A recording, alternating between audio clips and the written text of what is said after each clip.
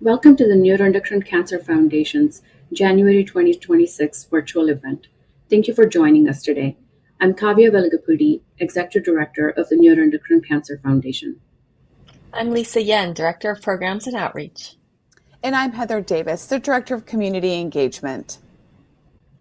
Today's presentation is on the latest in the management of functional neuroendocrine cancers. We would like to extend a special thank you to our presenting sponsor, Resolute, for their support of today's program.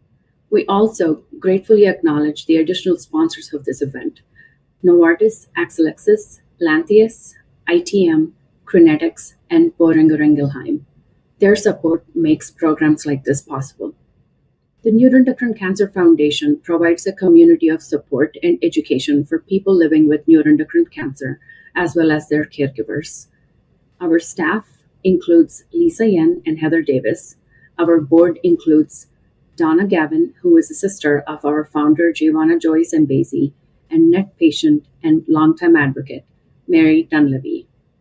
Neuroendocrine Cancer Foundation partners closely with the Carcinoid Cancer Foundation to provide its programs, including the Luncheon with the Experts and Support Line, which connect patients and caregivers with trusted information and guidance. And with that, I'll hand it over to Heather to continue today's program. Thank you, Kavya. After Dr. Del Rivero's presentation, she will answer general, broad-based questions about functioning tumors that produce excess hormones, their symptoms, and associated syndromes.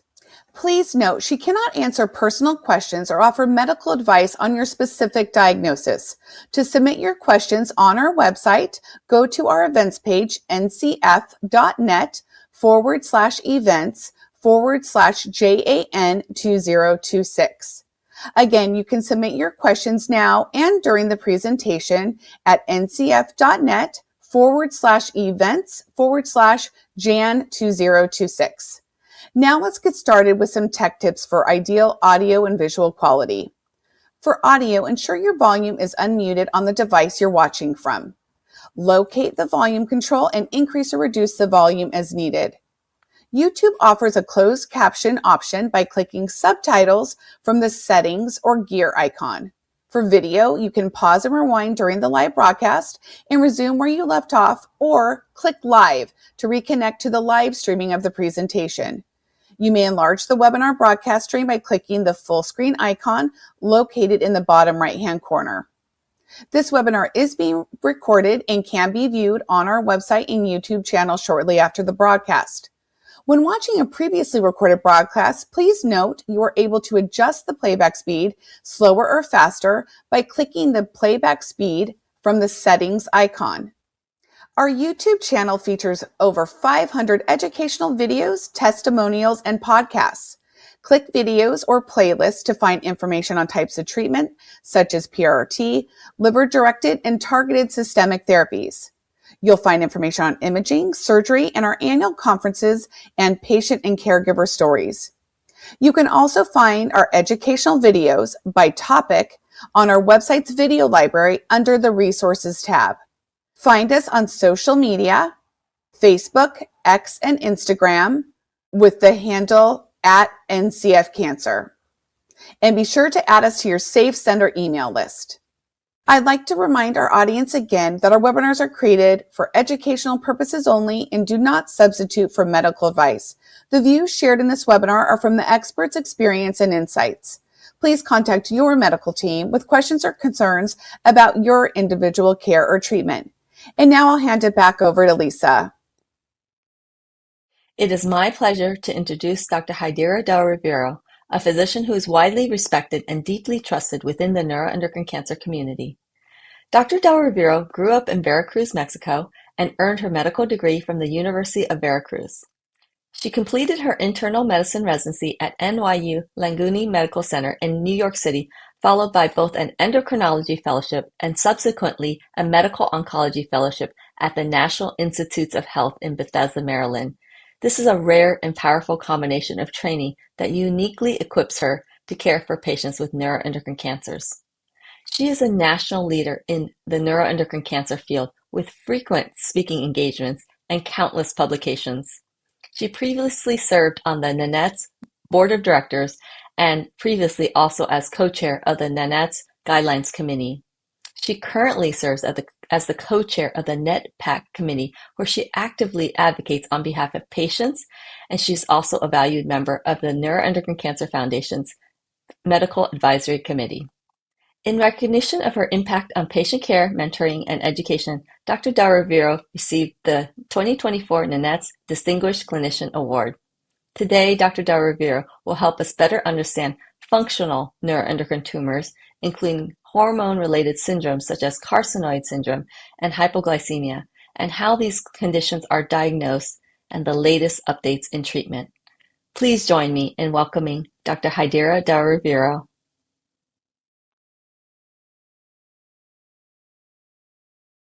Hello, everyone. My name is Jaydira Del Rivero. I am a medical oncologist and also an endocrinologist at the National Cancer Institute of the National Institute of Health. And today we're going to talk about the latest in the management of functional neuroendocrine tumors.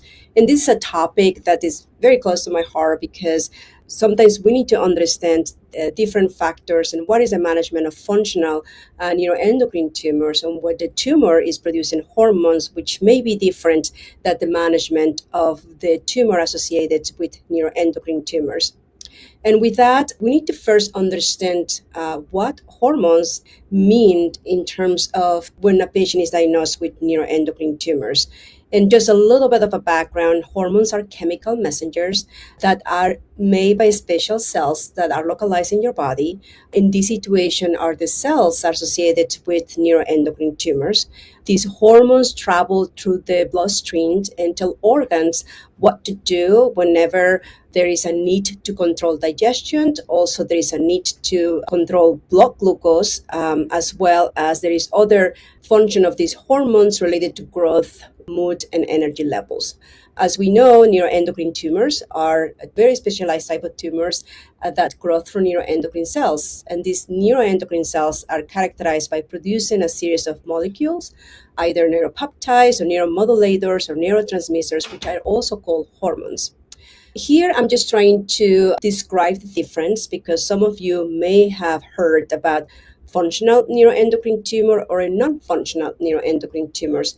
A functional neuroendocrine tumor is when the tumor produces hormones. These hormones can cause a very specific set of symptoms. And based on the symptoms, we're able to recognize what hormones the neuroendocrine tumors may produce and how to manage. For example, if the neuroendocrine tumor is producing too much insulin, and we call those insulinoma, then this insulin will lower the blood glucose, and we recognize with the symptoms related to the blood glucose that we're going to discuss more later. If the tumor is producing too much serotonin, so these excess of serotonins are associated with flushing and diarrhea. If the neuroendocrine tumor is producing too much gastrin, then the excess of gastrin may causes an increase of the acid in the stomach and can produce ulcers. Also, when the neuroendocrine tumors is functional, sometimes we're able to diagnose earlier because the symptoms, as I discussed, they have very specific symptoms related to the hormone excess, and because of that, we're able to diagnose earlier. Now, in the non-functional neuroendocrine tumors, that means that the tumor is not producing hormones, so they rarely have any symptoms or none related to hormone excess. But sometimes in these situations, neuroendocrine tumors are often diagnosed later because there is no other symptoms related to this. And most of the symptoms are related because of the size of the tumor or where the neuroendocrine tumor is localized in the body. As we discussed, neuroendocrine tumors are a very specialized group of cancers that have the capacity to produce hormones, and neuroendocrine tumors can be anywhere in the body. Here in this picture is described the different type of neuroendocrine tumors that can happen in the body. For example, medullary cancer is also a type of neuroendocrine tumor that is in the thyroid gland. And medullary cancer can also produce a hormone called calcitonin, and this calcitonin can produce a series of symptoms specific to the excess of calcitonin. Bronchial neuroendocrine tumors and thymic neuroendocrine tumors, they can also produce hormones. The hormones that we sometimes see in this type of neuroendocrine tumors is serotonin, but it can also produce another hormone, ACTH. It's a long name. It's called adrenocorticotropic producing hormone, which basically this hormone, what it does is stimulates the cortisol from the adrenal gland, and that produces this excess of cortisol, and it causes a very specific Cushing's syndrome. It can happen very rarely, but it's important to recognize because the management of this excess of hormones needs to be very specific, and sometimes we need to be more aggressive to manage the hormone excess before we can recommend any other type of systemic therapy. Another type of neuroendocrine tumor, more rare, is in the adrenal gland, and it's called pheochromocytomas and paragangliomas. This neuroendocrine tumor produces excess of catecholamines and metanephrines, which also has a very specific symptomatology. A neuroendocrine tumor of the small bowel can produce excess of serotonin, can cause carcinoid syndrome, and we will discuss more in detail about what these signs and symptoms are. Now, pancreas neuroendocrine tumors, they can also produce hormones. Up to 30% of pancreas neuroendocrine tumors can produce excess of hormones, resulting in very specific clinical characteristics. And we'll discuss more in detail about what hormones can be produced by the pancreas. Now, let's talk first about the GI neuroendocrine tumors. Up to 90% of patients with carcinoid syndrome involved in the liver with primary tumors in the distal small intestine or the proximal colon can produce excess of hormones, and these excess of hormones, as we discussed, of serotonin or excess serotonin can cause carcinoid syndrome. Before discussing what are the signs and symptoms of carcinoid syndrome, first I would like to explain how this happened. And that's where this picture is demonstrated, and I hopefully can explain how this excess of serotonin occurs. In the diet, there is amino acid called tryptophan. And here, as we can see these pictures, if we look very close under the microscope, we can see that part of the small intestine, as we can see, they have these small intestine crypts. And within this layer in the small intestine, there are neuroendocrine cells. So these are called enterochromaffin cells. These neuroendocrine cells are very important because it can regulate the gastrointestinal motility and also certain secretions related to the intestinal motility. And these neuroendocrine cells is responsible to produce serotonin when tryptophan is then converted to serotonin via tryptophan hydroxylase. In a patient with neuroendocrine tumors of the small intestine, so this means that these cells are enlarged, these cells are the ones that are overactive, and because of that, all this tryptophan that we acquired from the diet is then converted to serotonin via this enzyme, which is called tryptophan hydroxylase. And this excess serotonin, as we discussed, can cause a series of symptoms. The way we measure this excess serotonin is via a urine test and also a plasma test called 5-HIAA. And we'll discuss more in detail about this. So what is the effects of elevated serotonin? The elevated serotonin can cause carcinoid syndrome, but is also responsible for tumor growth. Now, here, a little bit more in detail, we know that in a neuroendocrine tumor of the small intestines, they have these neuroendocrine cells are the ones that are going to convert tryptophan into serotonin. And again, tryptophan is an amino acid that we acquire from the diet. Now, the serotonin then goes into the liver, and then the liver then is then secreted either through the urine or blood via 5-HIAA, and it's usually the one that we measure whenever we wanted to understand if the small bowel neuroendocrine tumor produces excess serotonin. We measure the 5-HIAA either via urine, which we have been measuring this 24-hour urine for a long time, but now there is a blood test of 5-HIAA.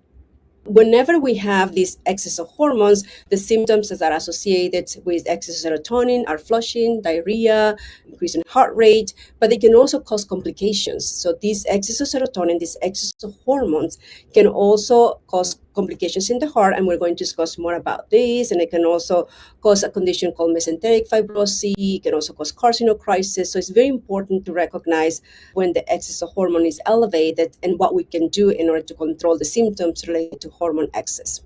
Now, these are the different signs and symptoms related to carcinoid syndrome. So the most common symptoms are flushing and diarrhea, as we all know.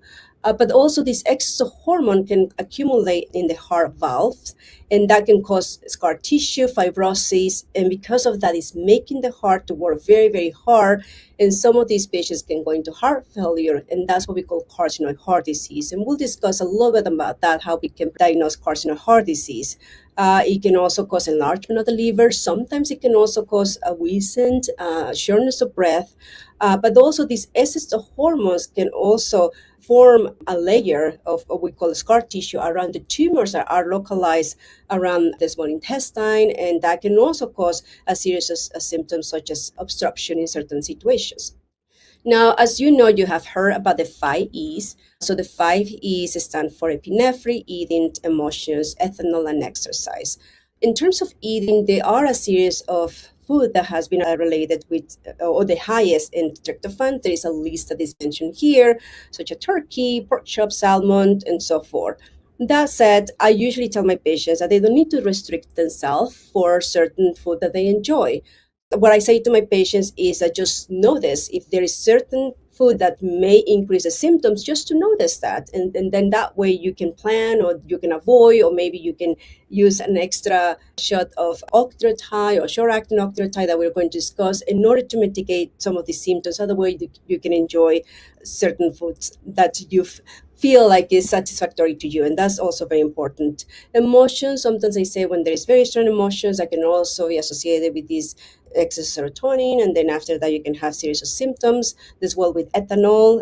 Some patients, they describe that whenever they drink a glass of wine, they start having the symptoms of flushing and can worsen the symptoms. But that is the same. I mean, I think if you want to enjoy a glass of wine, sometimes what I say, just take an extra shot of short-acting octreotide, so just 30 minutes before you want to enjoy a glass of wine. But it doesn't happen to everyone. I think it's important that you need to know what are the certain activities or food that may worsen your symptoms, because it may be different from patient to patient. It's possible that maybe none of this can exacerbate your symptoms. So what I mean with this is, like, I don't want you to prohibit yourself for the things that you enjoy. You just need to understand what can cause or exacerbate these symptoms, understand, and then there are certain measurements that we can do in order for you to keep enjoying the things that you want to do.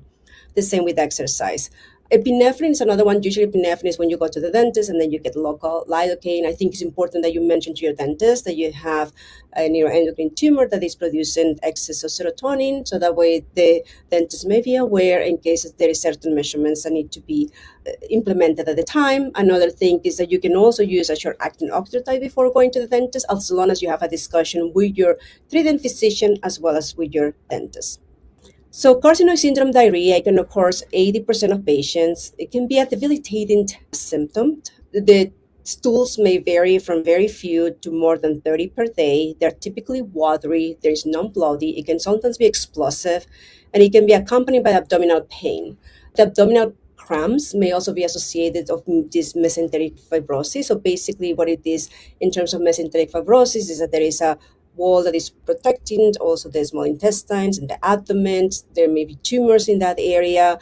This excess of hormones can cause like a scar tissue around it, and because of that, that can cause inflammation, and sometimes they can cause symptoms such as intestinal blockage from the primary tumor.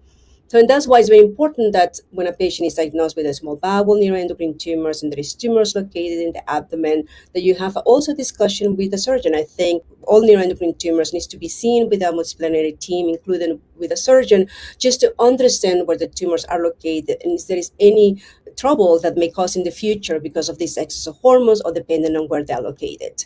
And the diarrhea sometimes may be unrelated to the flushing episode. Sometimes say, well, I may have flushings, but the diarrhea is not severe. Some patient may have severe diarrhea, but not necessarily severe flushing. But it's something that every patient may have different symptoms related to the hormone excess. Now, how do we control this hormone excess? One important therapy is the use of somatostatin agonists, either long-acting, which is lanreotide, or octreotide long-acting, but there is also a short-acting octreotide, and sometimes that can also be used in certain patients. Most of neuroendocrine tumors, they have this expression of somatostatin receptors. So neuroendocrine tumors, that's very characteristic that they have somatostatin receptors in the surface of the cancer cells. And that's important to know, and that's the reason why a 68 gallium dot scan is important, because it can help us to understand where the tumors are located in the body, but it also helps us understand which patient may benefit either from radioligand therapy. And again, please go to the Neuroendocrine Cancer Foundation website, because there's a lot of videos there that can explain about what radioligand therapies are, as well as the different treatments in using somatostatin agonists. So in the role of this therapy, it has, I always explain that to my patient, it has two different roles. One, it can help control the growth related to the tumor, and the other aspect, it can also help control the symptoms related to hormone excess. And it's two important aspects when we use these somatostatin agonists: control tumor growth and control symptoms related to hormone excess. And there is long-acting, either lanreotide or octreotide, but sometimes in some patients, short-acting may be needed as well, and that can help for some flushings, and as well in the situations when you feel like there is certain food or wine or something that may exacerbate your symptoms. Using this short-acting octreotide can help as well. Now, let's discuss about a new drug, or relatively new. It's called the lotristat. The lotristat is an oral medication, and the lotristat, what it does, it blocks the enzyme that converts tryptophan to serotonin. As I said earlier, tryptophan is essential amino acids, usually from the diet, and tryptophan is converted to serotonin in the neuroendocrine cells that are localized in the small intestine. When it's converted tryptophan to serotonin, it's because of this enzyme called tryptophan hydroxylase. And there is a medication that blocks this enzyme, and this enzyme is called the lotristat. Just as a reminder, this is again another picture of how serotonin is produced and converted, and as well, how do we measure serotonin. And the lotristat, like I say, it blocks this enzyme. This is just a little bit of a description of what the lotristat do. And these are the graph. So we can see the levels of 5-HIAA in the patients that have received placebo versus two different doses of the lotristat. And the negative numbers that we see negative numbers. The negative numbers, the most is a decrease on the levels of 5-HIAA. And by decreasing the levels of 5-HIAA, also the serotonin, that can also help to decrease the numbers of bowel movements per day. And that's also what the other graph on your right is showing, that by using the lotristat, there is also a decrease on the bowel movements as well per day. And because of that, this treatment has been now approved by the FDA for the treatment of carcinoid syndrome diarrhea.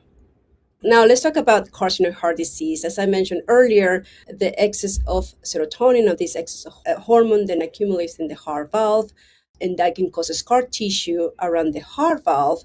And that can also make the heart work harder, where it can cause heart failure, or what we call carcinoid heart disease. And this is just a little bit of a representation of what happens when there is metastasis in the liver. So as I said, the serotonin, it goes into the liver, metabolized, and then after that is measured via 5-HIAA. And because of that reason, whenever we see a patient that has small bowel neuroendocrine tumors that have liver metastasis, that's when it becomes more symptomatic because of this process that I explained earlier.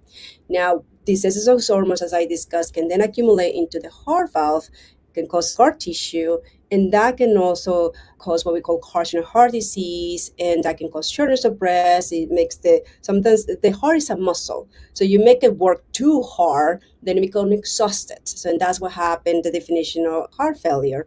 And that's we're learning about this condition called carcinoid heart disease.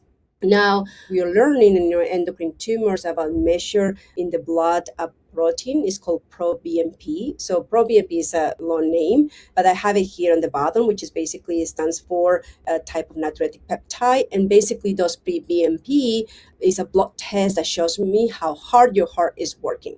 In high levels of this proBNP in the bloodstreams, that means that your heart may be in trouble. And that's the reason why in patients that are diagnosed with small bowel neuroendocrine tumors that have high excess of hormones, they also need to be seen by a cardiologist. They need to have an echocardiogram as well, so that way we can't avoid the heart from failing.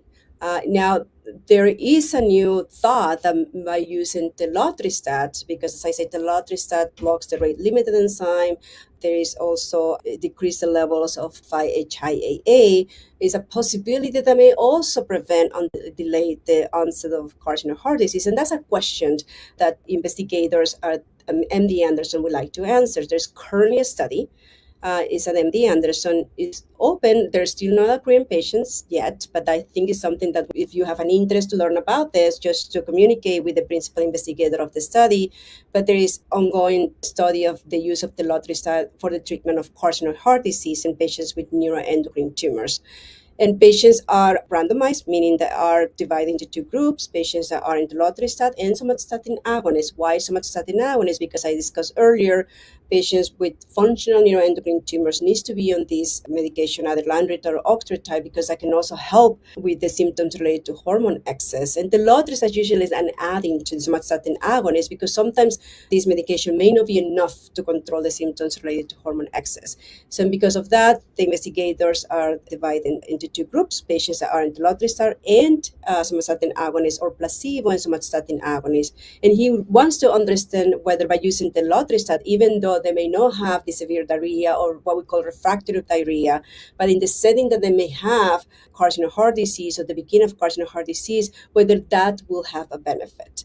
And that's an interesting study. So I will say that will be something to discuss with the principal investigator, whether it will be something for you if there is evidence of carcinoid heart disease. And one of the things that I'm measuring is this protein that I discussed, BNP, as well as looking at echocardiogram, just to see what is the benefit of using this drug in patients with high excess serotonin with carcinoid heart disease. Now let's discuss about another drug. There is another drug called paltusotine. What is paltusotine? Paltusotine is an oral medication designed to control the hormone-related symptoms of excess serotonin in patients with neuroendocrine tumors. It works very similar to the other injections that we discussed. So paltusotine is the same as a somatostatin agonist, similarly to lanreotide and octreotide. The difference is that paltusotine is an oral medication compared to the other ones that has been given by injection.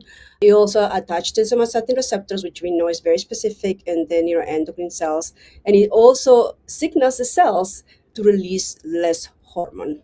Excess of serotonin can cause carcinoid syndrome. There are different neuroendocrine tumors that can produce this excess of serotonin. So most commonly it's seen on the small intestine, but it can also be seen in some neuroendocrine tumors of the colon, the appendix, rarely the pancreas, but sometimes there may be other neuroendocrine tumors just like the lung that can also produce excess of serotonin. And as I discussed, these exertones can cause symptoms, and it's important to recognize those symptoms, especially like diarrhea and flushing. And as we discussed, there are now medications that are recommended for the excess of hormones, but paltusotine is an oral medication. It's still on clinical trials right now. It is now in phase 3 study. So I also recommend going to the Neuroendocrine Cancer Foundation website to understand what is the different phase of the studies. Phase 1 is usually fewer patients. It's only to determine the safety of the drug and what is the maximum dose the patient can tolerate. Phase 2 is the one that wanted to determine preliminary efficacy. And phase 3 is a study that can be into two patients, either paltusotine as standard of care, or maybe the FDA allows for paltusotine in order before it can get approved by the FDA and can be available to patients. But the phase 2 study was already presented in one of the medical conference, and paltusotine resulted in 65% reduction of bowel movements as well as flushing episodes, and it was fairly well tolerated. And I think that's an option that patients need to know that is upcoming. Some patients has been enrolled in the clinical study, which they have been on benefit of using paltusotine. Again, this is an oral medication, very similar to lanreotide or octreotide, just a difference of paltusotine is an oral medication and octreotide or lanreotide is an injection. And always important to talk to your treating physicians when will this be indicated, and that way we can understand better about if the patient has diarrhea, when are we going to implement paltusotine on top of the other treatment that they are or instead of the other treatment. And that's something, a discussion that needs to be discussed with your treating physician. This is just a figure of the different complications that excess of serotonin can cause. We discussed about that excess of serotonin can cause carcinoid heart disease. We briefly discussed about that the excess serotonin can also cause what we call mesenteric fibrosis, and usually it's around the tumors that are localized in the abdomen. We discussed that the excess serotonin can cause excess of diarrhea and also as well flushing. Excess serotonin can certainly cause carcinoid crisis too, and that's also an important aspect that we need to recognize, especially if the patient needs to undergo surgery, and what will be the implementation to prevent this carcinoid crisis. Sometimes it can also cause, in certain patients, it can cause cognitive impairment. We didn't discuss in detail about this because now it rarely happens. And the reason why it rarely happens is because now we have octreotide or lanreotide, the somatostatin agonist, that is minimizing as well how the patients that may develop what we call pellagra, what it is depletion of tryptophan and niacin. Niacin is a vitamin. And again, why is that? Because as we discussed, it's excess of these neuroendocrine tumors is because they're working very, very hard, because these cells are enlarged. There are many of them. They're actually everything that is common that can convert tryptophan to serotonin is used. And because of that, they can have depletion of tryptophan, which is important to, tryptophan is important as well to convert it to niacin. But that doesn't happen anymore. We rarely see it, let's put it that way, because once we have a diagnosis of neuroendocrine tumor, whether it's functional or newly diagnosed, that's one of the first things that we do. And that has been also prevent patient to develop this niacin deficiency. But that's something that used to be reported as well in the past. Now, in summary, in terms of the excess serotonin, overproduction is the driver of carcinoid syndrome. And we discuss also what is the different treatments in order to control the hormone excess related to carcinoid syndrome. Serotonin has demonstrated effects on tumor growth. And that's why the importance as well that once a patient is diagnosed with the neuroendocrine tumors and excess serotonin, usually the first line of therapy is somatostatin agonist, either lanreotide or octreotide, and we discuss it has two functions. One is control the symptoms related to hormone excess. At the same time, it can also help control the tumor growth. We know that this excess of serotonin is important to know because this can also develop complications such as carcinoid heart disease, mesenteric fibrosis, pulmonary hypertension, and it's important to control the serotonin as well because that can also improve the quality of life as well as prognosis in patients with carcinoid syndrome. Now let's move to other aspect of functional neuroendocrine tumors, and now let's discuss about pancreas neuroendocrine tumors. And up to 30% of pancreas neuroendocrine tumors may secrete hormones, and this will result in clinical syndromes. And now let's discuss a little bit more about what pancreas cells or pancreas neuroendocrine tumors may produce symptoms because of the excess of hormones. And here we see that insulinoma is a rare type of pancreas neuroendocrine tumors. Insulinoma produces excess of insulin, and this excess of insulin can cause low blood glucose. Gastrinoma is excess of gastrin, and this excess of gastrin may cause ulcers, diarrhea. So there is a syndrome for that. So like excess serotonin causes carcinoid syndrome, excess of gastrinomas, some may call it a Zollinger-Ellison syndrome.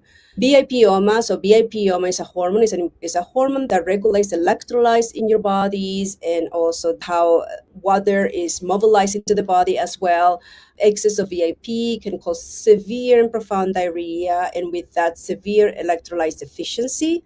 And that's why it's important to recognize, otherwise the low potassium can be quite dangerous, but that's also very rare. As we can see, the incidence in neuroendocrine tumors are even more rare than patients that has been diagnosed with gastrinoma or insulinoma. Glucagonoma is another hormone. If there is a neuroendocrine tumor that produces glucagon, so this glucagon, what it does, it prevents blocks the secretion of insulin. And in this situation, is the opposite of insulinoma. You don't. One thing is excess of insulin that causes low blood glucose, but there is not enough insulin that can also cause diabetes because the insulin is responsible to lower the blood glucose. Patients with glucagonoma, they can also have skin rashes and muscle mass as well. Somatostenomas is super, super rare, but somatostatin is also can cause diabetes. It has the same function as blocking the insulin secretion. It can also form gallstones as well. And it can also cause what we call fat malabsorption because it can also inhibit certain acids in the stomach. And because of that, sometimes the food will not be digested as well. And then you can have fat excretion in the stools. And as I discussed earlier, and that's always something that I discuss with the fellows that train with us, but also with patients, is that there's two different aspects that we need to take in consideration in the management of functional neuroendocrine tumors. One is what we need to do in order to control the symptoms and what we need to do in order to control the tumor growth. Because sometimes there may be different things. Sometimes we need to do certain measurements in order to help control the symptoms. One other aspect, as we discussed, insulinoma. So insulinoma, as I say, is the excess of insulin, and this excess of insulin can cause low glucose or low blood sugar. But I also been asked by patients, how common is a low blood sugar in patients with neuroendocrine tumors? And it's usually very uncommon, but when it's related to neuroendocrine tumor, the most common cause is an insulinoma. And insulinoma is a rare type of neuroendocrine tumors of the pancreas, and that means when the tumor is producing too much insulin, that lowers the blood glucose, and low blood glucose is usually the main symptom. Now, there is another cause of low blood glucose that can happen in neuroendocrine tumors, and insulinoma is rare in pancreas neuroendocrine tumors, but also low blood glucose unrelated insulinoma can happen, but it's also very rare. And what that means is that low blood glucose related to either neuroendocrine tumors or even other cancers is when the tumor produces another protein. This protein is called insulin-like growth factors, and that can also produce like insulin-like substance. And because of that, that can also lower the blood glucose.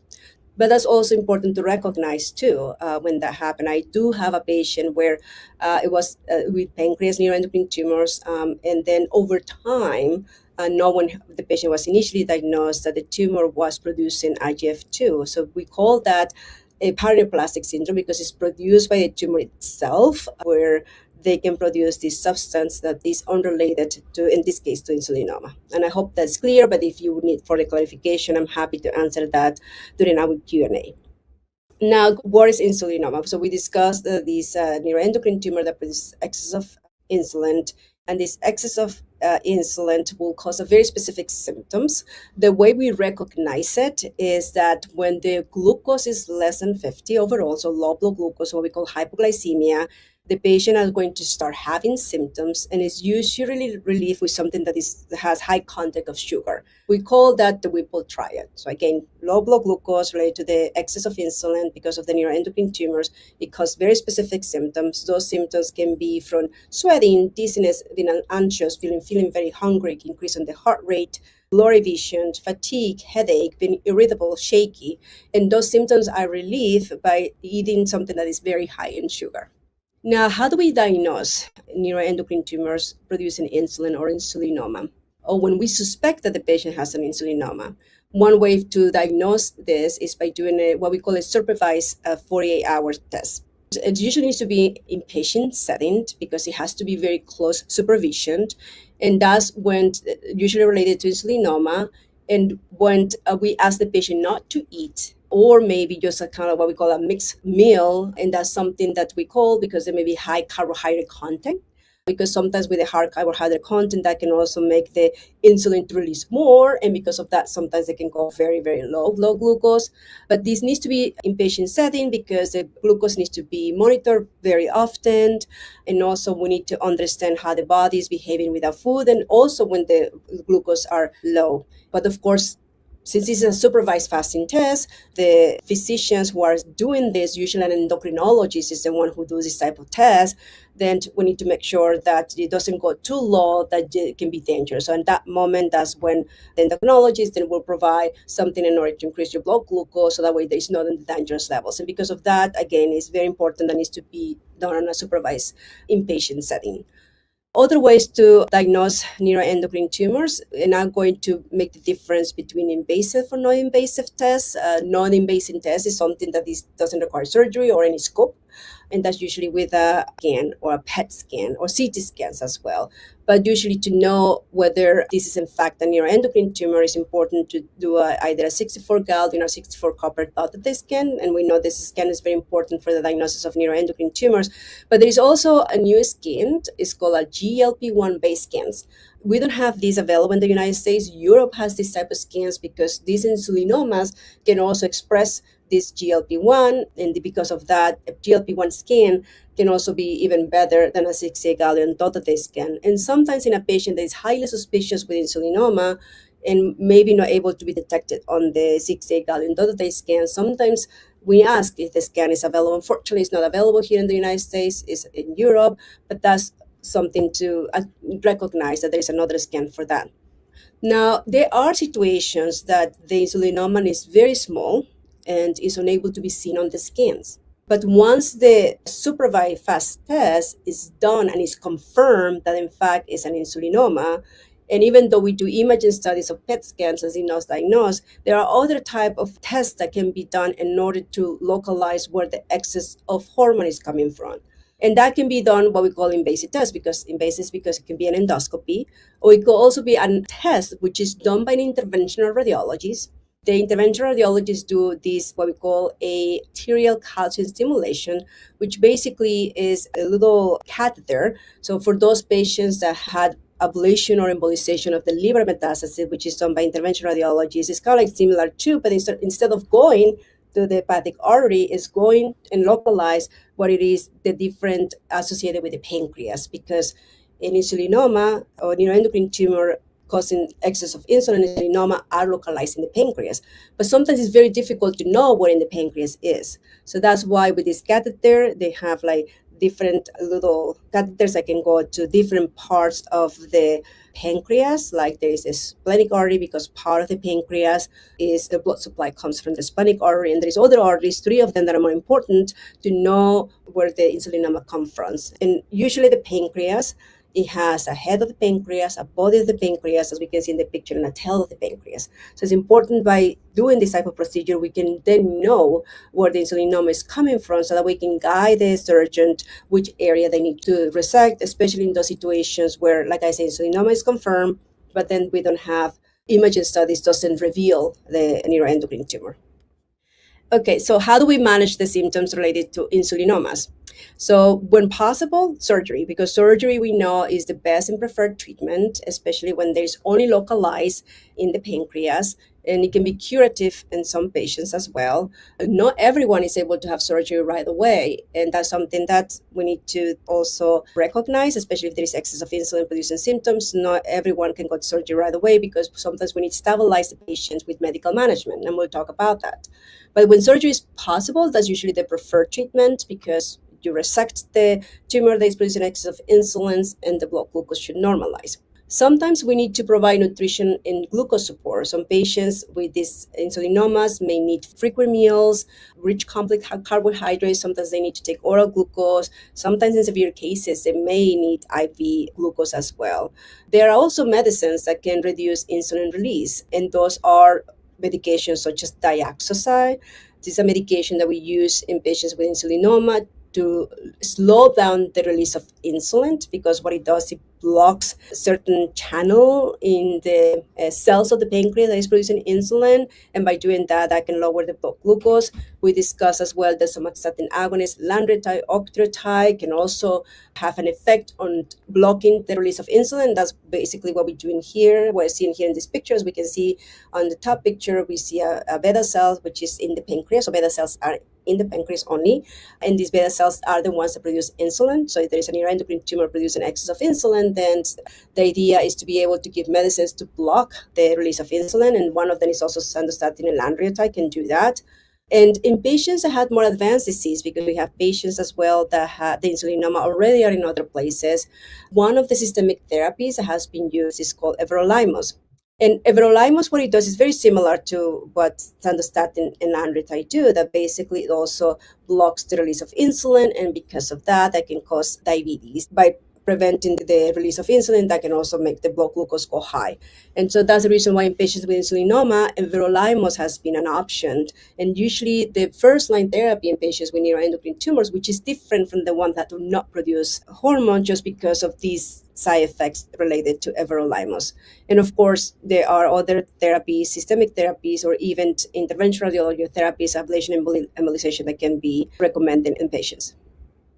Now, I would like to talk to you about a new treatment, and to me, it's a very exciting novel therapy for those patients that either have insulinomas, excess of insulin that cause hypoglycemia, or for those rare instances where the tumor itself, it could be related to neuroendocrine tumors rarely, but also with other cancers that they can't then produce this protein called insulin-like growth factor that mimics insulin, and because of that, that can also cause low blood glucose.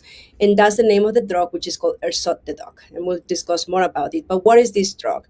This drug is a human monoclonal antibody. It's given via IV infusion over 30 to 60 minutes, and it's designed, as I discussed, for patients with insulinoma or with other cancers that also causes low blood glucose.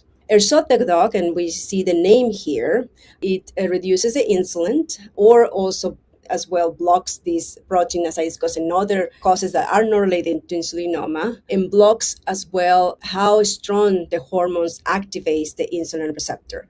So just here in this picture, we have either the neuroendocrine tumor cell, or we have those very rare instances where the neuroendocrine tumors may have this activation of the IGF, or even other cancers can do that rarely, but it can happen, like sarcomas or breast cancer and other cancer types, where they can have this activation of this insulin-like growth factor that mimics insulin. And what this drug, this ersodetug, basically what it does, being a monoclonal antibody, it binds to that, either the insulin secretion of this protein, as I discussed, and by doing that, it prevents the release of insulin, and with that, that can also normalize the blood glucose. And as mentioned here, the function of this drug, it can prevent the receptor from being overactivated, and by doing that, it raises the blood glucose to safer levels. And that's an important and I think exciting therapy, because now we have a therapy that seems to be more efficacious. That said, we're still doing the clinical studies to really prove that. But there has been some information, and that has been the real world experience where this drug has been given in the expanded access program. And just a little bit of a background, patients that have received this drug, even though it's not FDA approved for this indication, but the FDA also recognized that this is a very dangerous situation in some patients that has insulinoma or other tumors that may produce this protein, as I discussed, where they can definitely intervene with the quality of life, and sometimes they prevent also from patients getting cancer care. But this is just information that 50 patients has received this expanded access program. Some of these patients, sometimes they were hospitalized with very dangerous low blood glucose that requires IV glucose, IV nutrition, because it has been very difficult. That can only be in the hospital setting. And then sometimes because of that, they are very sick that they cannot prevent cancer treatments. And this treatment, ersodetug, was considered, and many physicians requested the drugs as well. We have this evidence, what we call it in the expanded access program, where it was asked because the low blood glucose was life-threatening, or because other medications that has been implemented to block the insulin release has failed. Another aspect is because they needed to control the blood glucose in order to then receive cancer therapy. And then after that, since it's not FDA approved, they require this special permission. And when the patients received this drug, what this was reported is that they was able to control the levels of blood glucose. The low blood glucose improved quickly overall. And many patients that were admitted, they stopped the IV glucose. They were able to leave the hospitals and be cared as an outpatient. And once the blood glucose is controlled, then they were able to receive their cancer therapies as well, and also improve the quality of life. And that's also a very good example that sometimes in patients that have hormone excess, It's important to address the symptoms related to the hormone excess in order to then give the treatments related to the tumor. Because sometimes we need to be more aggressive to control the symptoms related to hormone excess in order to then patients be able to tolerate the other systemic therapies. Now, because of all this information, we have now a phase 3 study. The FDA found that this study was very important, and because of the rarity of this population and what they have seen as well with the efficacy of this drug, now there is a phase 2 study where patients receive this drug, and they can be patients that are either need for admission or even outpatient as well setting that has been difficult to control the blood glucose, but still in the outpatient, they're able to get this drug. The study is opened in various centers in the United States. It's going to be open soon here at the NIH. If you require more information, please reach out. Now, let's talk about another pancreas neuroendocrine tumors. This is gastrinoma, is excess of gastrin. And gastrin stimulates cells that are localized in the layer of the stomach. We call it the parietal cells. In that cells, it produces acid. And because this excess of gastrin can then produce excess of acid in the stomach, and that can also cause peptic ulcer disease. Some patients may have also diarrhea. They can have severe gastroesophageal reflux. They can also have weight loss because this pain and this heartburn sometimes is very difficult for the patient to eat. And in these situations, it's important that we provide the patient with high dose of proton pump inhibitors. I'm sure some of them may know about this medication. It can also be over the counter, omeprazole, pantoprazole. But the difference between somebody who has a regular GERD to somebody that has a gastrinoma is different, because regular gastroesophageal reflux, that's what I meant with GERD, they can only require one daily dose of this medication, but patients that have a gastrinoma, they require a lot higher doses. So that's why it's given twice a day. Similarly to insulinoma, if the tumor is localized, surgery is usually the standard option and it can be curative.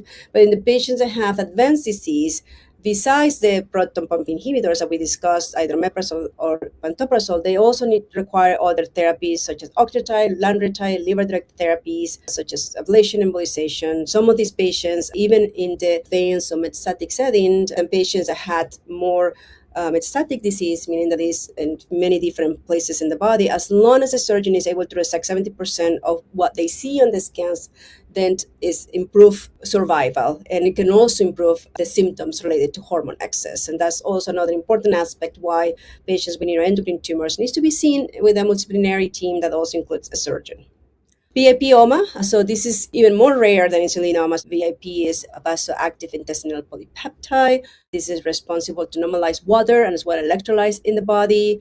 When there is this excess of hormone or VIP hormone, so then it promotes a lot of diarrhea. It retains all the water from the body, and then it takes out in form of diarrhea. And because of that, that can also cause severe electrolyte abnormalities because the patient loses a lot of electrolytes, mainly potassium. That's one of the important aspects that we need to recognize. So this is watery diarrhea. They call it stool tea color. They are odorless, but volume sometimes can be 700 to 3 liters a day. So this is important. Some patients may say that maybe only once a day, but that once a day is a lot versus many times a day. And they can also cause low potassium or chloride. It can also cause abdominal pain. In the treatment, there are certain things that we need to do. First, if the patient is losing a lot of electrolytes, we need to replete the electrolytes. Also, given these somatostatin agonists, such as octreotide or lanreotide, can also help. In some patients, we need to use steroids. Steroids such as prednisone can also be given when it's very difficult to control despite repletion of the fluids and electrolytes. Some patients also may require, besides the long-acting, may require the short-acting, like 3 times a day. And some patients also may complement by using some other anti-diarrhea medications. Again, if it's localized, surgery, but if it's advanced disease, there are certain things that we need to provide to the patient. As I said, octreotide and lanreotide has 2 functions. One is the symptoms related to hormone excess, but also the control of tumor growth. Embolization, ablation, that's also another therapy, and the different systemic therapies. Glucagonoma, glucagon, is a hormone also produced by certain cells in the pancreas. What it does is prevent the release of insulin, and because of that, patients can develop diarrhea.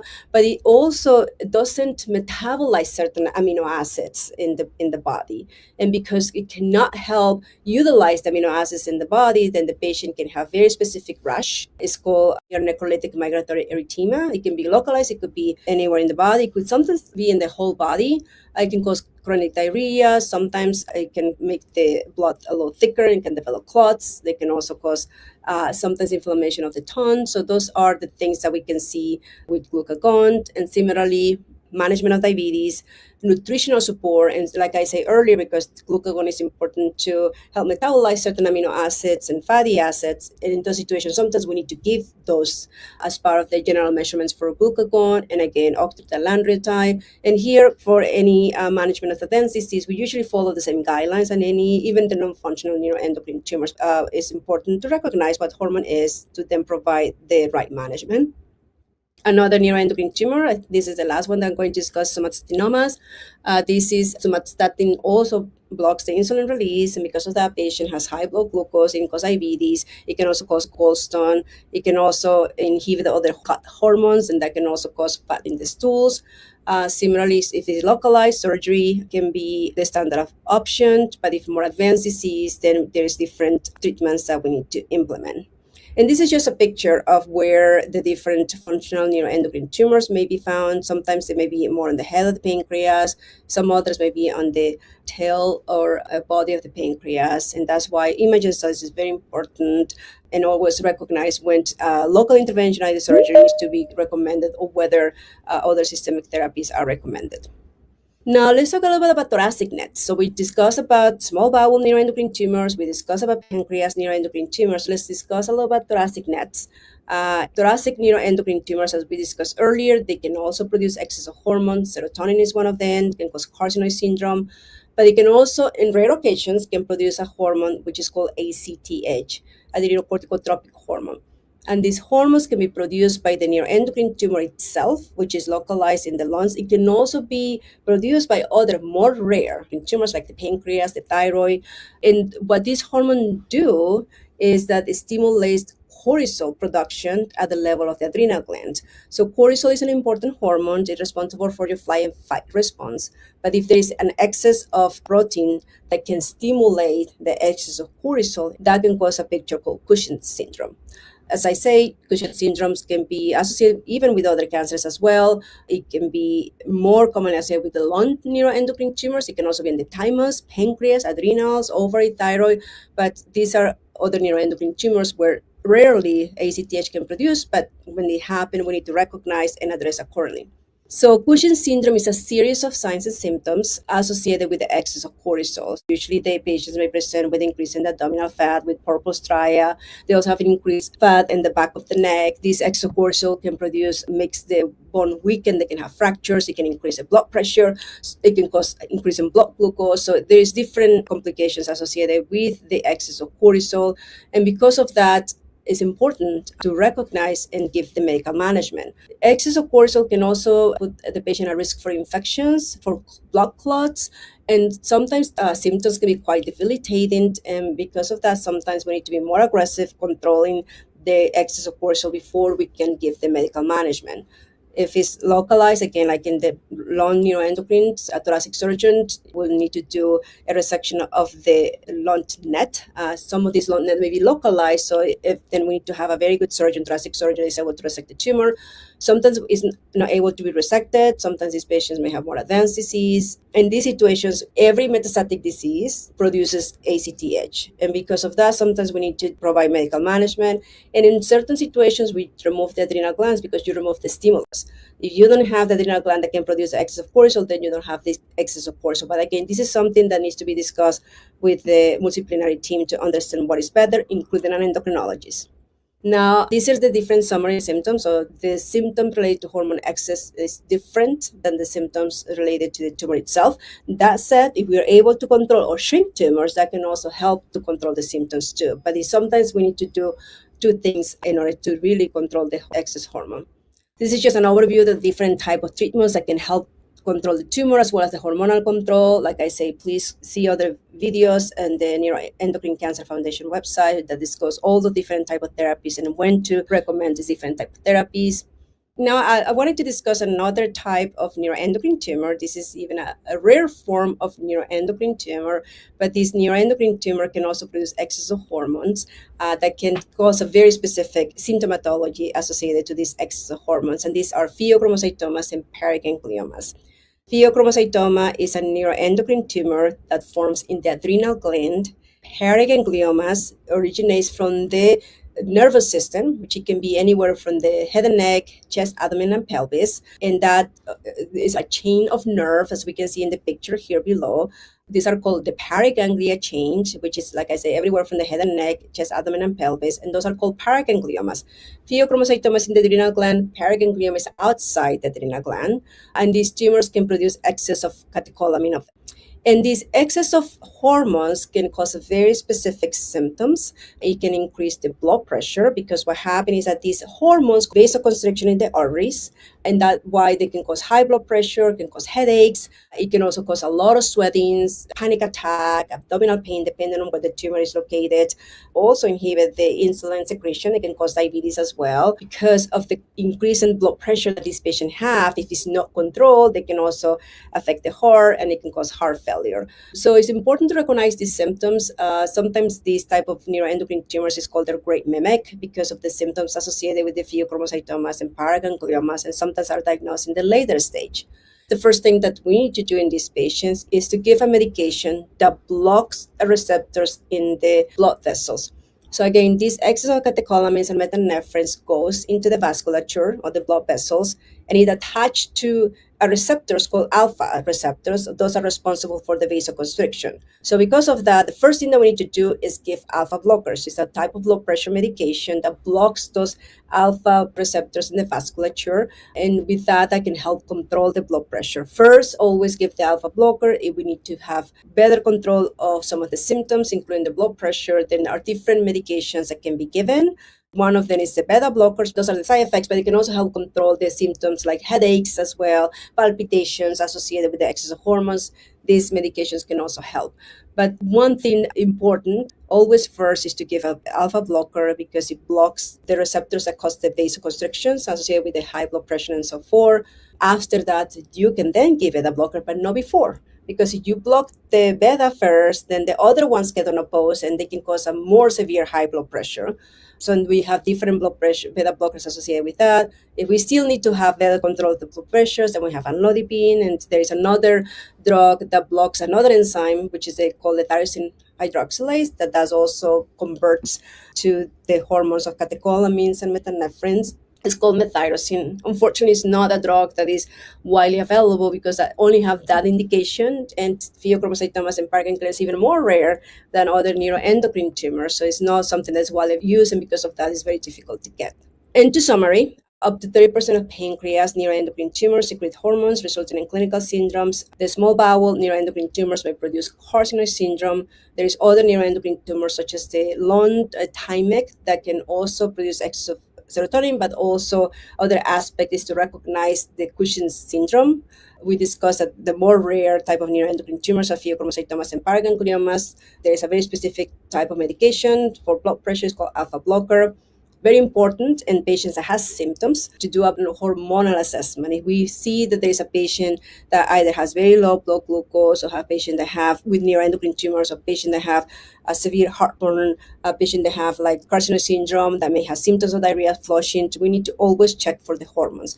It doesn't mean that every patient with neuroendocrine tumors needs to be checked for hormones. We usually, the recommendation, if the patient has symptoms, the symptoms are related to the hormone excess, then we need to check for those hormones, and that's what we call biochemical assessment.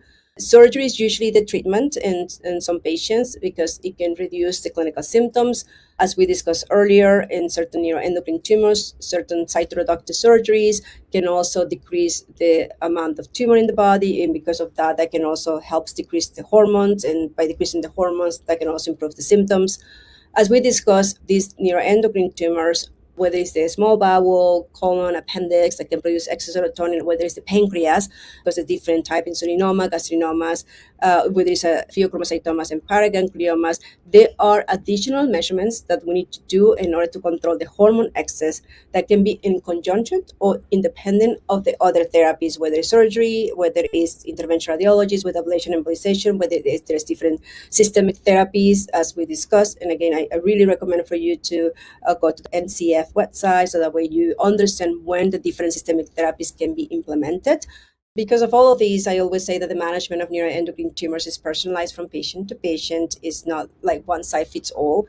We need to understand whether the neuroendocrine tumor is producing hormone or not, whether it expresses somatostatin receptors, so that way we can decide whether the patient may benefit from radioligand therapy, whether the neuroendocrine tumor is only localized in the liver or outside the liver or different places, whether the neuroendocrine tumor is slow growing or rapidly growing. Because of that, then we can decide or guide the patient what we think could be the management of neuroendocrine tumor. But again, very important, as I say, functional neuroendocrine tumor is important to recognize and address based on symptoms to also improve the quality of life in patients suffering with this disease. And with that, I would like to thank you for your attention.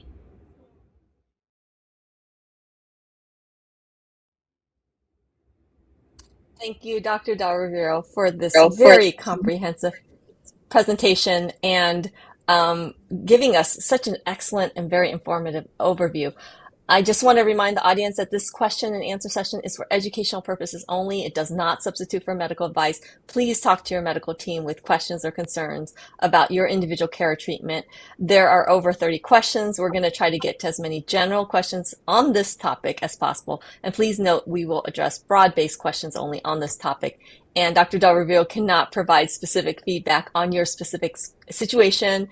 And we're also not addressing the questions in the order they were submitted, but instead in an order that makes sense. So Dr. Del Rivero, thank you again so much. And we're going to start with perhaps a foundational question. How would I know if my neuroendocrine tumors are functional or not?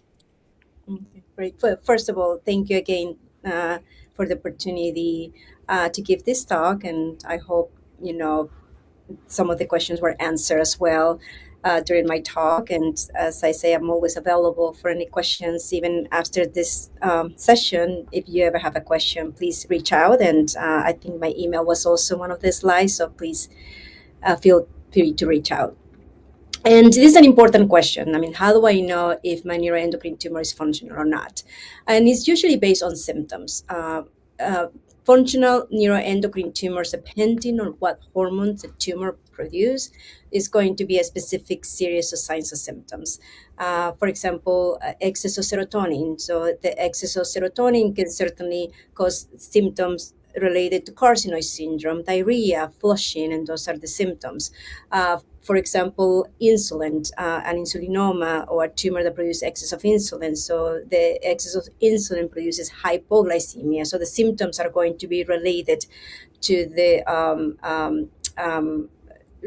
related on one hormone the tumor is producing, and it has very specific symptoms.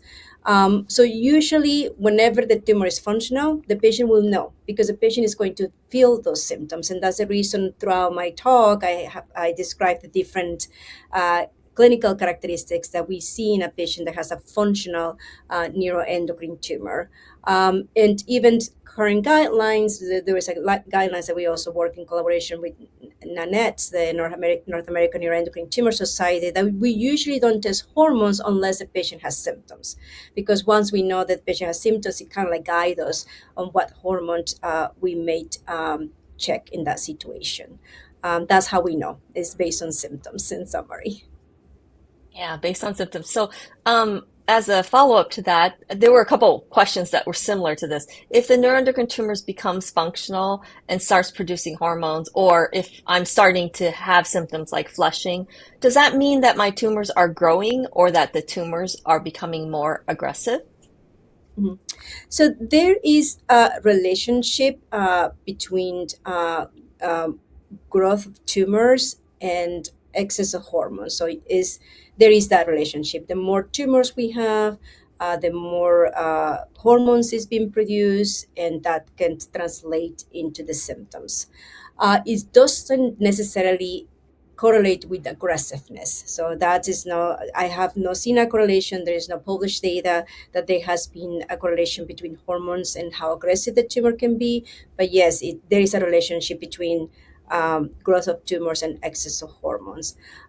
Sometimes the question that I have is that just about the situation is that I was diagnosed with neuroendocrine tumors. I didn't have any symptoms, but later I developed those symptoms. So meaning that if my tumor can become functional over time. And there's a couple scenarios in that situation. Sometimes, for example, usually the symptoms related to carcinoid syndrome is when the neuroendocrine tumor is metastasized to the liver. That's when we see that the patient may have more symptoms related to the excess serotonin. Usually, if it's localized, the neuroendocrine tumors is localized only in the bowel and that's resected. Sometimes the patient may not have developed symptoms, but once it's metastasized, that's when we see the symptoms related to hormone excess.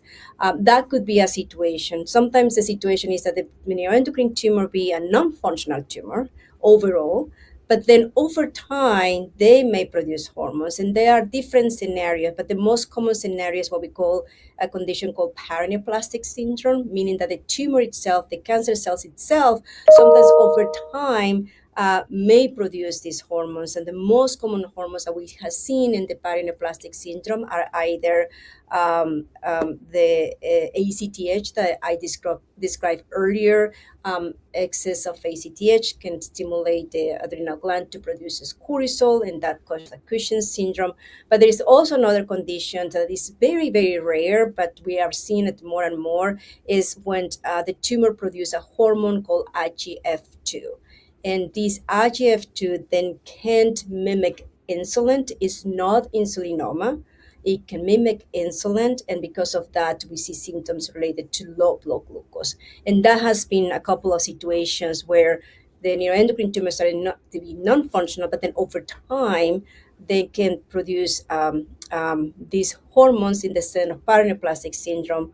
Or when the tumor is functional, already diagnosed functional, yes, I mean, if they grow, sometimes they produce excess of hormones, and that's when we see more symptoms related to that, and that's when there has been different treatment options. So we recommend different treatment options in order to control the symptoms related to hormone excess. I hope that, Yeah, no, that was really excellent. And we have follow-up questions on ACTH producing hormones. But speaking of management of functional tumors, when are somatostatin analogs, so the octreotide, lanreotide you mentioned, when are they used for functional tumors? Are they used for all functional tumors? And what about the ACTH producing ones, like you said? And what about after the tumors are removed? I know there's several questions here. So yes, that's a very good questions, and I have to say, Lisa, all the question has been excellent. So thank you for those questions. Somatostatin agonists, I say earlier in my talk that somatostatin agonists can certainly help control the symptoms related to hormone excess. But in certain functional neuroendocrine tumors, there are other measurements needed in order to control the hormone excess. In this situation, when the tumor is producing ACTH, and like I say, these hormones stimulate cortisol production in the adrenal gland, that can cause a series of signs and symptoms, and that needs to be controlled sometimes even before we start systemic therapy, because excess of cortisol can also cause other symptoms like infections or like blood clots. And sometimes in order to optimize the systemic therapy options, we need to be very aggressive in controlling the excess of cortisol. But there are medicines to block the cortisol production. In those medicines are different oral medications. Earlier, I talked about methyrapone, ketoconazole. So there are different medications. Usually, there are oral medications in order to control the excess of cortisol. At the end, sometimes what may happen is that, especially in the setting of having more of metastatic disease or more widespread disease, in those situations, sometimes what we recommend is remove the stimulus, which is remove the adrenal gland. So that way, if you don't have the adrenal gland that can't produce extra cortisol because of the ACTH, then so we don't have that symptoms. And that's sometimes indicated in patients that have functional neuroendocrine tumors producing ACTH. So that way it's easier to control the symptoms, and that way chemotherapy can be more effective. And that's kind of more when it's more advanced or when it's metastatic.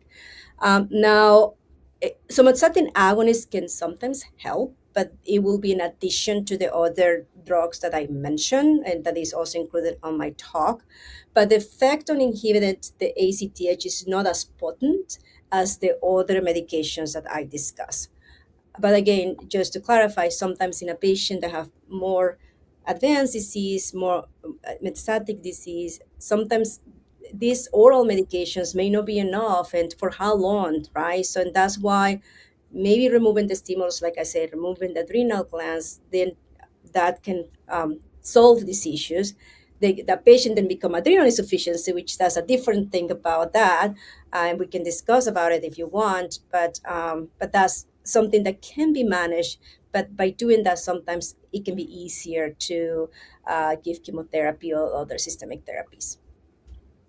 Yeah, thank you. Actually, there was a couple follow-up questions. So, in the patients with the high ACTH secreting nets, are treatment considerations or long-term risks that different from non-functional nets? And does ACTH itself cause clinically meaningful effects in the body independent of cortisol? Mm-hmm. Solutions. Sorry, but I just want to read the question again, if that's okay, Lisa. So, Of in a course. patient with high ACTH secreting nets, are the treatment considerations a long-term risk that differ from non-functional, and does ACTH itself cause clinically minimal effects? Okay. So that's kind of like a little what I was discussing earlier, that in a patient that have more advanced disease where all the tumors are producing ACTH, we need to be very aggressive in controlling the excess of cortisol.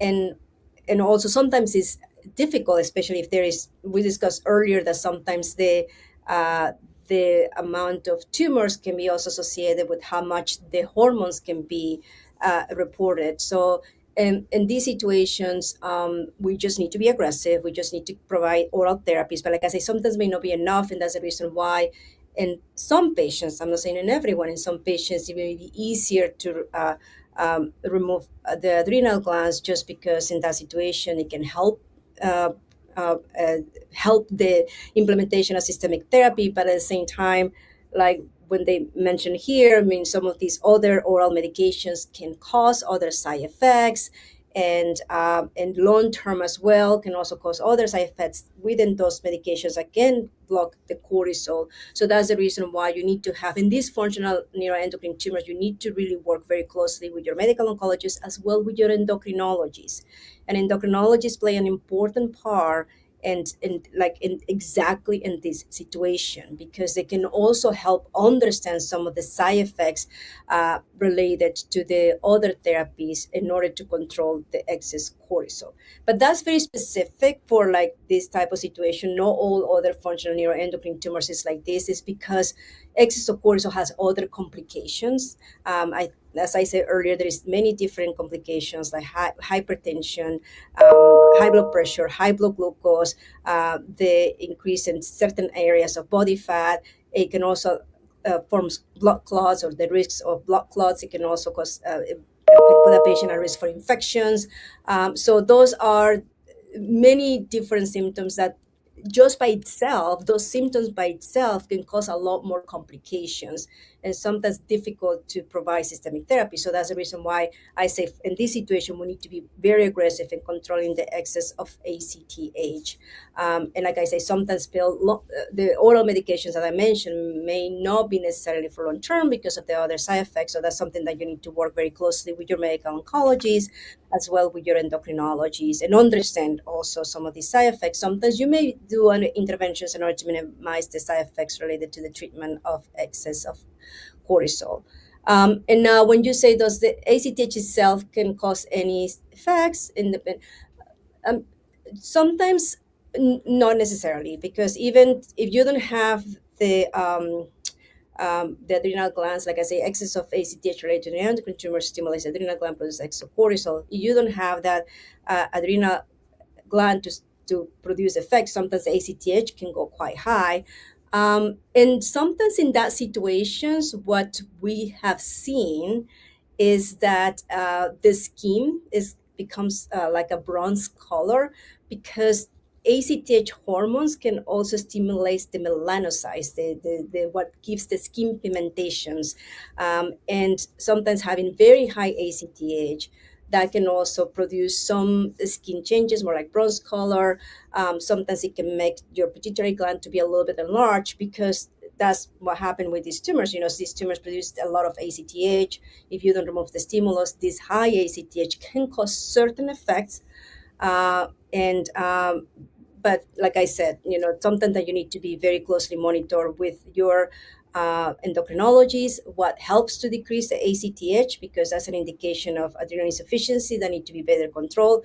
Maybe your endocrinologist may add, cortisol. We talk about cortisol, but this is more exogenous cortisol, meaning like hydrocortisone, oral medications in order to suppress a little bit of this hormone of ACTH. But that said, I know I said a lot. I know it's complex, but that's the reason why in this situation, particularly with this case, it's very important that you work very closely with your endocrinologist because certain effects may be different in different patients.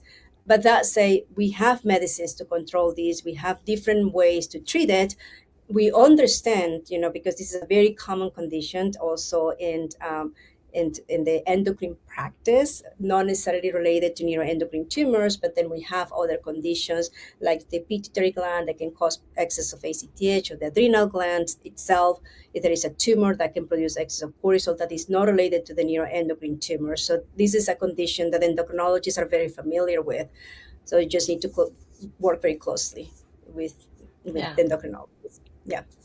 It highlights the value of teamwork. Thank you. Mm-hmm. So we're going to shift a little bit to hypoglycemia, which is, I know you covered also in your talk. What can cause hypoglycemia without diagnosed insulinoma in NET patients? And what can cause hypoglycemia in NET patients that have already had their tumors removed and there's no evidence of disease on scans? Mm-hmm.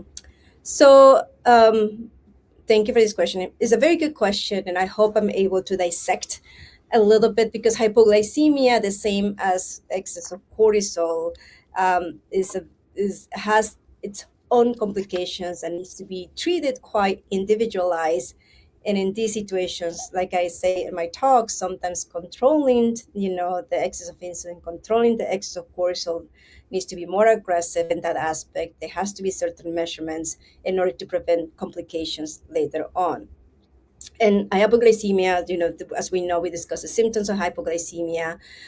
In the setting of hypoglycemia that are not related to insulinoma in a NET patient, as I say on my talk, sometimes these neuroendocrine tumors, and it doesn't have to be neuroendocrine tumors. We have seen these in other cancer types like sarcomas, breast cancer, where the tumor itself, over time, the cells change, and then after that, they produce what we call a condition paraneoplastic syndrome, where the tumor itself starts producing hormones. It doesn't happen initially; it's happened sometimes over time.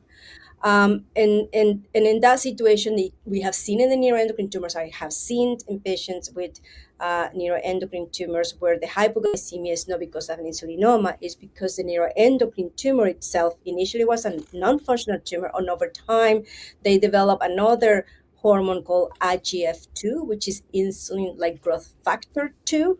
And that is that mimics insulin. That's the one responsible to produce the symptoms of low blood glucose. So that will be another condition where we see hypoglycemia that is not related to insulinoma. These are very rare cases, but it can happen.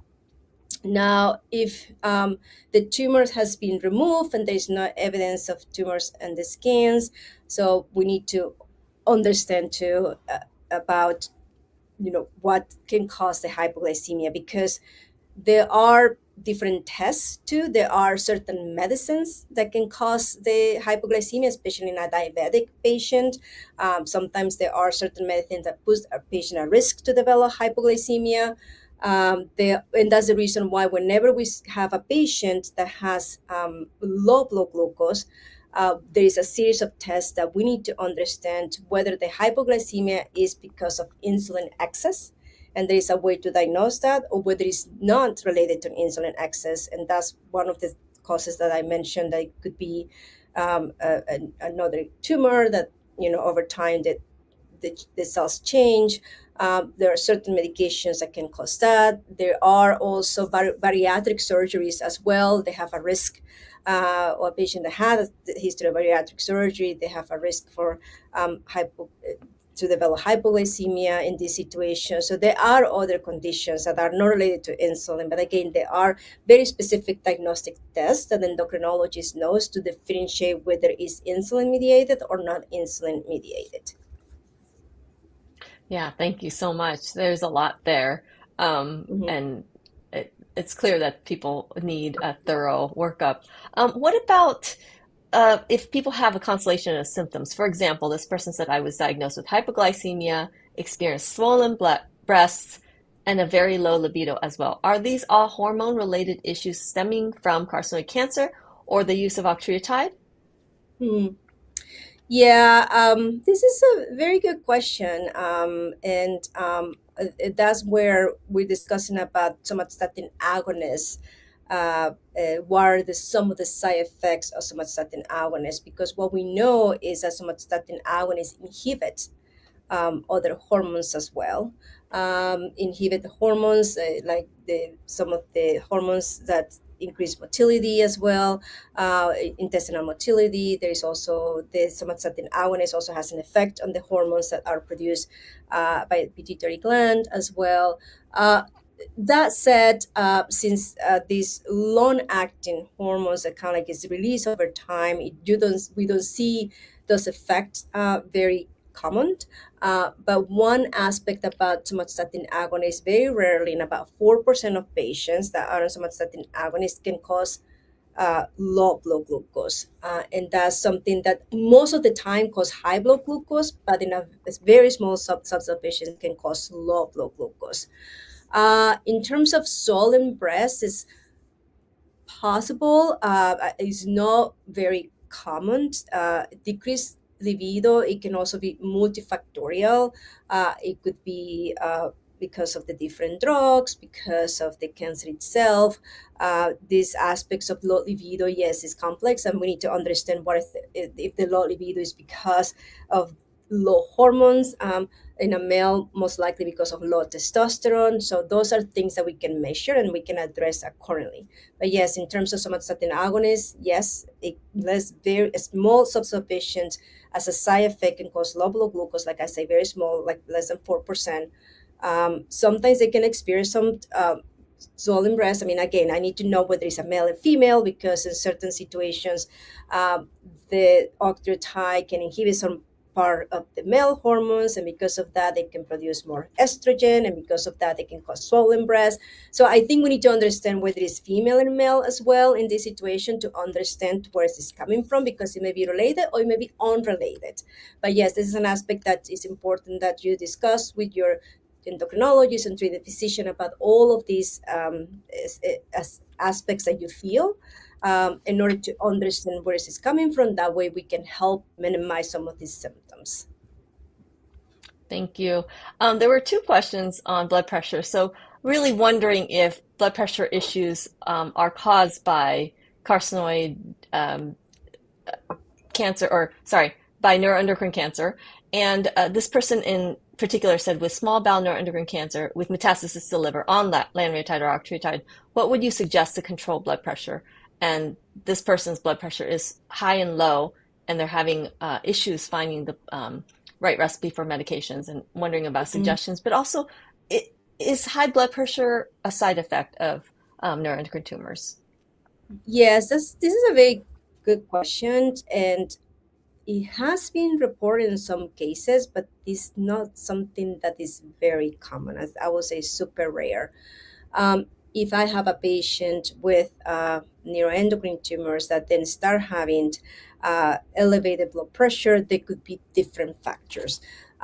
Sometimes when neuroendocrine tumors, we know this metastasized, could be in the liver, it could be in the abdomen. If one of those tumors is close or affecting the artery of the kidney or is compressing, that can cause high blood pressure. I remember having a patient that has small bowel neuroendocrine tumors. They have different tumors in the abdomen. One of them was unfortunately compressing the kidney, the artery of the kidney, and that can also cause high blood pressure. So in those situations, sometimes is understand, whether this is an obstructive type because of the tumor or a non-obstructive type. If it's related because of there is a tumor that is compressing into the kidney artery, so sometimes you need to put a stent. Sometimes the oral medications may not be enough. Sometimes you need to evaluate, and you sometimes need to put a stent in order to open that, so that way it doesn't have to produce this high blood pressure. The other aspect is that there is a condition that I discussed earlier. It's called pheochromocytomas and paragangliomas.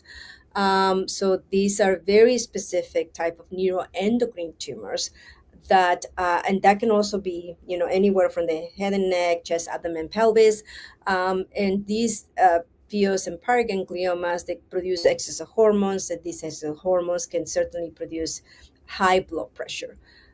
So yes, high blood pressure is also quite complex sometimes, because yes, are different factors that can cause this elevated blood pressure. Sometimes over time we have what we call the essential hypertension, where there is atherosclerotic plaque in the vessels, and that can they are more hard, and that can also cause elevation of the blood pressure. And there are specific medications for that in order to help the blood pressure. Yes, sometimes in a patient with neuroendocrine tumors, yes, maybe doing a hormonal evaluation to understand whether this is coming from. Pay attention to the CT scans and see whether there's any tumor that is affecting the kidney artery, because there are different management for that. Yes, and it's important. So I think, to summarize a little bit, yes, I mean, if somatostatin agonist such as lanreotide, octreotide can sometimes cause elevation of blood pressure. It has been reported super rare, but and in that situation, yes, there are medicines for that. There are medicines that, there are different type of medicines to control the blood pressure. If the high blood pressure is because there is a tumor blocking the area of the kidney, then you have to do a stent. That medication itself is not going to control it. Then we have the other type of neuroendocrine tumor as well, and that's the pheochromocytomas and paragangliomas. For that, we have to measure the levels of what we call beta-nephrins and catecholamines and methanephrin if they're elevated. So maybe it's rarely happen, but sometimes these neuroendocrine tumors can also co-produce all the hormones. So maybe there may be another neuroendocrine tumor that may be unrelated. So in that situation, yes, measuring the hormones may be important, because yes, the treatment of blood pressure related to pheochromocytomas or paraganglioma is different, very specific medication compared to the ones that you will give, for example, for essential hypertension. Thank you. So this is an excellent question. Can one still have carcinoid syndrome while on octreotide or lanreotide? Yes, and that's what we said, the patient is refractory, right, of the somatostatin agonist. And yes, it's a very important question. So sometimes this somatostatin agonist may not be enough to control the carcinoid syndrome. And a question earlier was about, well, if having more tumors, can that worsen? Yes, that can happen. If you have more tumors over time, as we know, the natural history of neuroendocrine tumors tends to grow. And yes, there is a direct relationship with that and the levels of hormones. But the situations, and that can happen often in our patients with this carcinoid syndrome, is that octreotide or lanreotide may not be enough. And in that situation, we either short a little bit, instead of 4 weeks, the injections, we do it every 3 weeks, just to see maybe that help. But that's when we have other medicines in order to control the diarrhea or the flushing related to carcinoid syndrome. So I discussed earlier about this oral medication called telotrestat. Telotrestat was approved by the FDA for carcinoid syndrome diarrhea. So in those situations, patients are refractory already, or the octreotide lanreotide may not be enough, then we need to add, and not to replace. We still need that. So we need to add telotristat. Sometimes we use other, what we call antimotility, anti-diarrhea medications like Lomodil, tindorph-opium. Sometimes we need to do that in order to help control the symptoms of carcinoid syndrome. Now, that's the other aspect of the management of neuroendocrine tumors, where a multidisciplinary team is important, because surgery, if you're able to resect this certain amount of volume of the liver, that can also help to control the symptoms of carcinoid syndrome.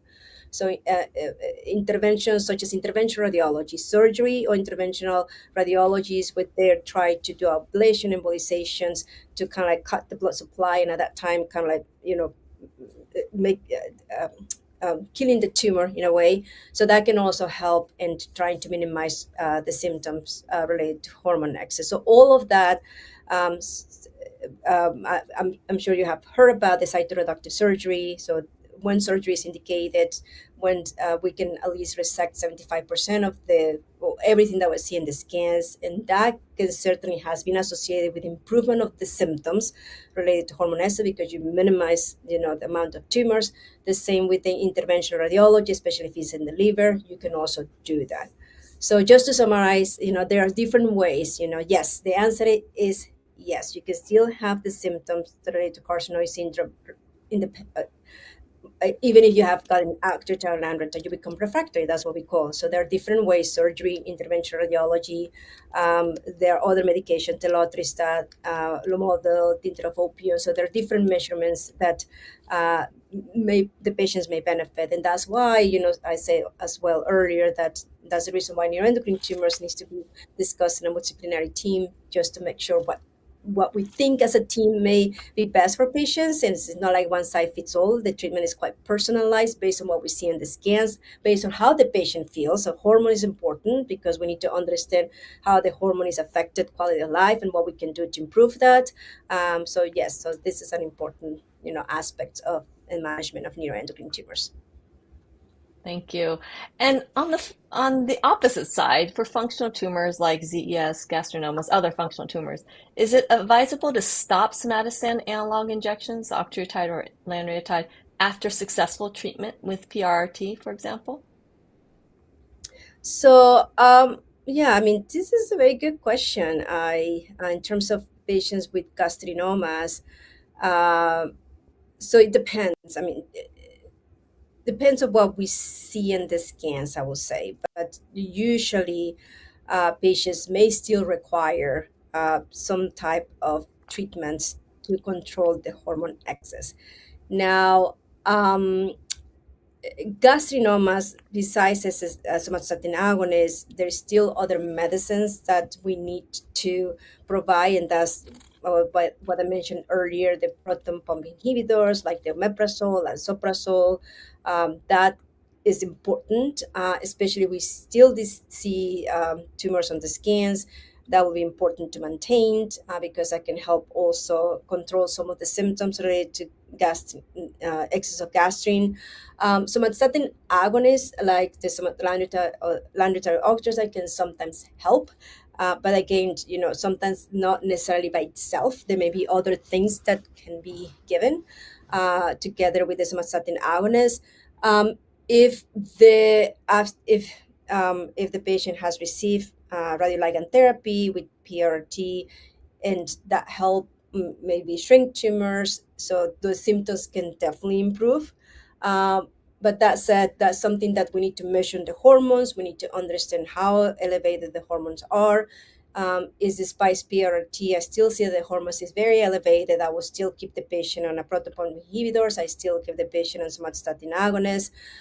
If I feel that the gastrin levels significantly decrease after PRRT, so that's the reason why measuring the hormones is so important, then I may continue the proton pump inhibitors, but I may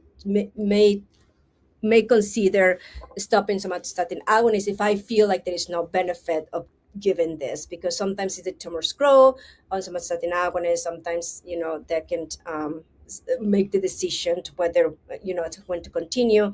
But in these situations, it depends on the hormone levels. I would say if the PRT really helped to decrease hormones significantly, maybe just a PPI, maybe give a break on the SSA. But overall, I would say it depends on the hormone. If it still is elevated, it's PRT. Even though the tumors may be smaller, I would still keep all of these drugs. Okay, thank you. We'll end with this last question. There was a couple questions, a lot of interest in the oral somatostatin analog pill that you mentioned, paltusotine. If it's approved, is the somatostatin analog pill paltusotine a substitute for octreotide lanreotide, or is it designed to be used in addition to the injection? Yeah, that's an excellent question. And well, we just need to see. We feel that paltusotine, based on the efficacy, is possible, likely that it will be approved by the FDA, and this is a very good question. This is my thought process, and again, this is not any research study or anything that has told me this is what we need to do. Paltusotine, the indication of paltusotine is for symptom control. So we know that it can help with symptoms related to diarrhea, symptoms related to flushing, and that's important.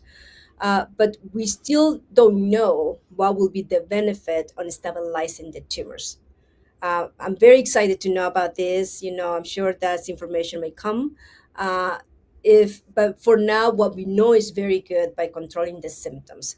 So, and as I mentioned earlier, the injections such as octreotide, lanreotide, they has to function. One's to control hormone excess, and the other one is to control the growth of tumors. Me personally, if paltusotine,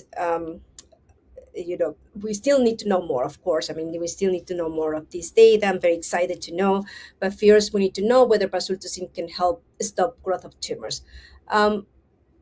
Scientifically, I think it makes sense, but we still need to get the information to educate me whether this could be the case. So in that situation, a patient that have neuroendocrine tumor metastatic and is on octreotide lanreotide, and then after that symptoms are not getting better, I personally will give paltusotine, but I may possibly keep octreotide lanreotide because of the anti-tumor effect, not because of the anti-hormonal effect.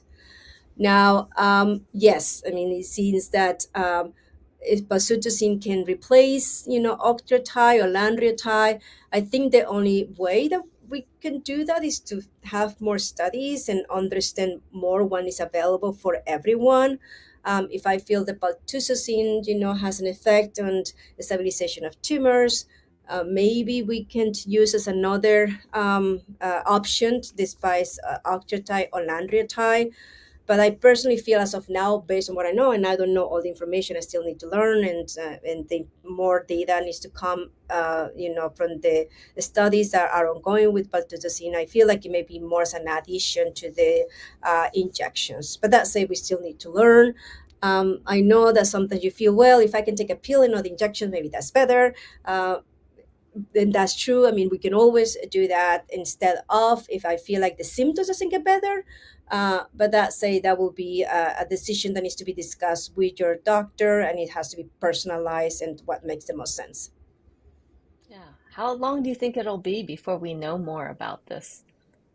I think it's coming up. I mean, from the phase 2 study, it was very exciting results about that improved diarrhea, improved flushing. So that's the reason why it's an ongoing phase 3 study, what we call a registry study, just to kind of before it gets approved by the FDA. So my understanding is that it's coming up very soon.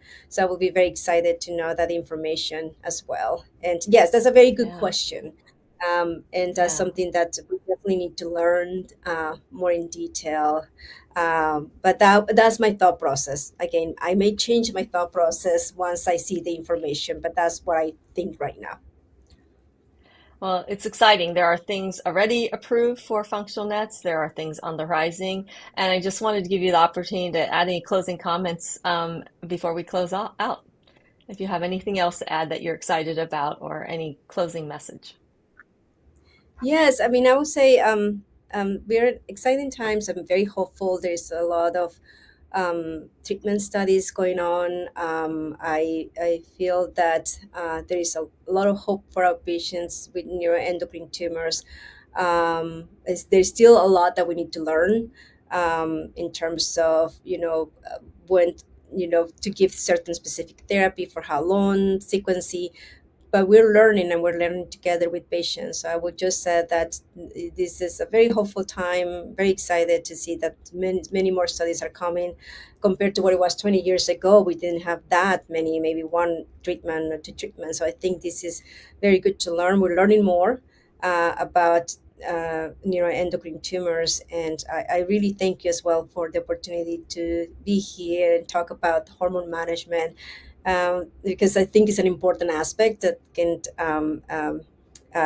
interfere with quality of life. So, and that's why I've always very important. One of the things I always ask and I teach my fellow is like, what do we need to do for the hormone excess? What we need to do for the tumor control? Because sometimes it may be two different ways to treat it. And that's something that I'm very passionate about, especially with the neuroendocrine tumors that produce hormones, because I know that there will be certain things. Sometimes, some of our neuroendocrine tumors may be having some difficulties seeing an endocrinologist because sometimes appointments are too far, and that's why your medical oncologist needs to have that discussion as well with your endocrinologist. So I feel like this is an aspect that is important, and that I'm very happy to educate, and thank you so much for listening to me today. Thank you so much. It's very clear that you're very dedicated, that you care so much about patients, not just about the tumor control and hormone control, but about quality of life. And thank you so much for giving us hope. Hope is powerful, and we really appreciate you. Thank you. And with that, I'm going to turn it back to Heather in the studio.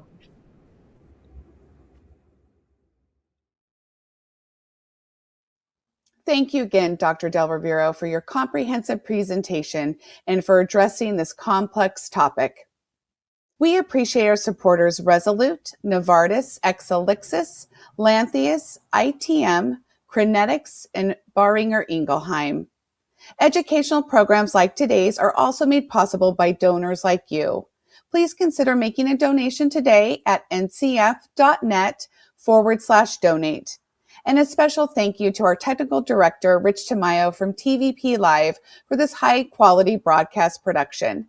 Again, today's presentation and Q&A session have been recorded and can be viewed on our website and YouTube channel. If you registered for today's webinar, you may receive a survey via email. We would greatly appreciate you completing this survey. To receive our reminders and newsletters, be sure to add events@ncf.net to your Save Center contacts and whitelist email list. Again, follow us on social media to stay up to date on our upcoming educational events. Our handle is @NCFCancer. And now I'll turn it back over to Lisa. Thank you, Heather. The Neuroendocrine Cancer Foundation is a community of support and resources.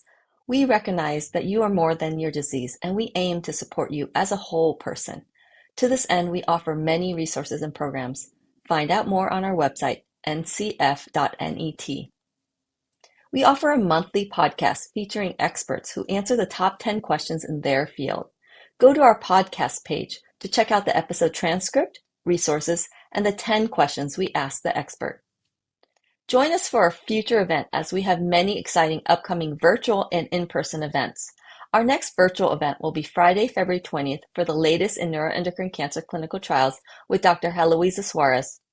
On Saturday, March 7th, we have an in-person private screening of a documentary called Zeal for Life in Los Angeles. On March 9th, we have a virtual webinar on novel targeted therapies in neuroendocrine cancer. And on April 16th, we have a virtual event, Just Diagnosed with Neuroendocrine Cancer, What to Know and Understand.